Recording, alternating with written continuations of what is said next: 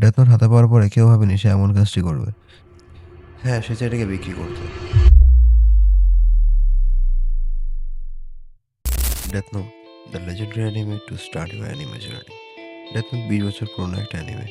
কিন্তু এখন পর্যন্ত সিজন 2 আসে নাই। কিন্তু সিজন 2 এর একটা অনশন মাঙ্গাও আছে, তাও আবার অফিসিয়াল। যেখানে নতুন ক্রিয়েটর ভেবে এমন কিছু হয়ে যায় যা তুমি ভাবতেও পারবো না। তো বেশি কথা না বলে চলো ভিডিওটা শুরু করা যাক। আরে! তো লাইট আগামী মারা যাওয়ার পরে রিউক আবার পৃথিবীতে আসে। কিন্তু এবার সে লাইটের মতো নয়, লাইটের থেকেও ধূর্ত এমন একজনে খুঁজে আসছে। এবং সে খুঁজে পায় মিনোরুকে। ডেথ নোট হাতে পাওয়ার পরে কেউ ভাবেনি সে এমন কাজটি করবে, যেটা কিনা নিয়ারের মতো একজনকে পরাজিত করার জন্য এনাফ ছিল। হ্যাঁ, সে চায় এটাকে বিক্রি করতে। তখন 2019 সাল।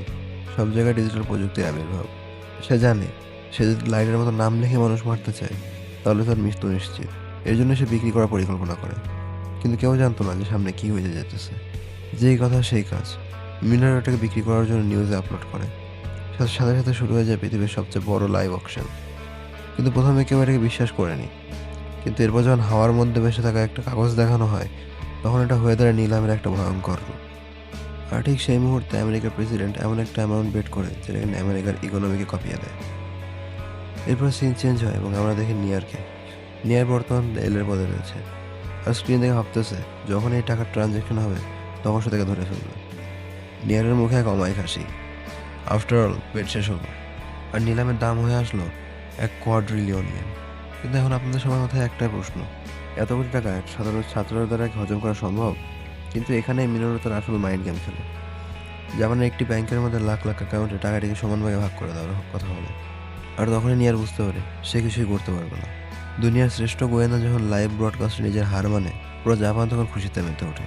কিন্তু এই খুশি সবার জন্য হইলেও মিনরোর জন্য হইল না। শিনিগামি রাজা এটা দেখার পর রুলস বুকসে এমন একটা রুলস অ্যাড করে যেটা কিনা পুরো নিলাম প্রক্রিয়াকে ধ্বংস করে ফেলে। সে বলে টেতনকে যে বিক্রি করবে আর যে কিনবে তার দুজনেই তৎক্ষণিক মারা যাবে। আরেকটা হাস্যকর ব্যাপার হচ্ছে কি, মিনর এই সম্পর্কে কিছুই জানতো না। রিক চলে যায় আমেরিকার হোয়াইট রুমে। ডেথ নোট দেখে প্রেসিডেন্টের মুখে এক অমায়িক হাসি। কিন্তু সে যখন রুলস সম্পর্কে শোনে, প্রেসিডেন্ট ডেথ নোট নেওয়ার থেকে অস্বীকার করতে শুরু করে। মিনরের চালাকের পর্যায়কার উন্নত করার জন্য সে নিজের স্মৃতি পর্যন্ত মুছে ফেলে। কিন্তু এটা তার কপালে ডেকে আনে এক নিষ্ঠুর জ্বালা। মিনর ভাবতেছে সে জিতে গেছে এবং সে ব্যাংক থেকে তার টাকা তুলতে চায়। কিন্তু প্রকৃতির কি নিষ্ঠুর বিচার, সেখানেই সে পড়ে যায়। লাইট চেয়েছিল ক্ষমতাবান হইতে, মিনরও চেয়েছিল সচ্ছলতা। কিন্তু ডেথ নোট এমন এক অভিশাপ যা কাউকে ক্ষমা করে না।